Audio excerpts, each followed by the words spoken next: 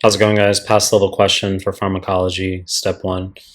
10-year-old boy, he's got tinea capitis, very buzzy image, circular area of scaling alopecia, and we give griseofulvin. For 2CK family medicine, they want you to know that oral griseofulvin for patient only is the treatment. So what's the mechanism of action of griseofulvin? It's a microtubule inhibitor, that's past level.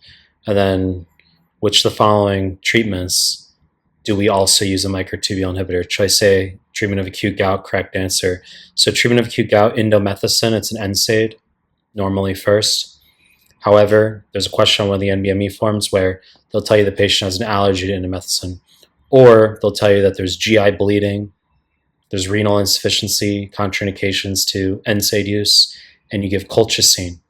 So indomethacin, colchicine is a microtubule inhibitor, same as griseofulvin, both microtubule inhibitors. Okay, it's not dramatic. Treatment of chronic gout, we're talking xanthine oxidase inhibition. So let's just whip through the other answer choices here. Endocarditis, wrong fucking answer. Empiric therapy is going to be vancomycin, cell wall inhibitor, plus gentamicin, 30S ribosomal subunit. There are other regimens, but vanc plus gent, vancomycin for gram positives, including MRSA, gentamicin for gram negatives, is a basic high yield regimen for endocarditis. Wrong fucking answer. Choice C, treatment of hypothyroidism. Wrong fucking answer. So you're going to give levothyroxine. You're going to give triiodothyronine. It's nothing dramatic, okay? It could have even been a little bit harder if I said treatment of hyperthyroidism, where we'd give thionamides, propylthiouracil, and methimazole, inhibit thyroperoxidase. PTU has the added mechanism of action of inhibiting 5-deiodinase, peripheral conversion.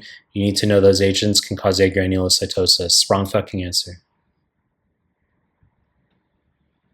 Choice D, pulmonary fibrosis. Wrong fucking answer. So idiopathic pulmonary fibrosis, there's two answers you need to know for USMLE. One is just prednisone. Shows up on one of the NBME forms for 2CK.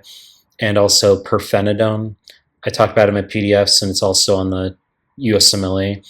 Pirfenidone is an anti-fibrolytic agent. Okay, so it might sound weird if it's the first time you're hearing it, but prednisone and just a steroid and pirfenidone, anti-fibrolytic, are what we can use for pulmonary fibrosis. Choice D, wrong fucking answer.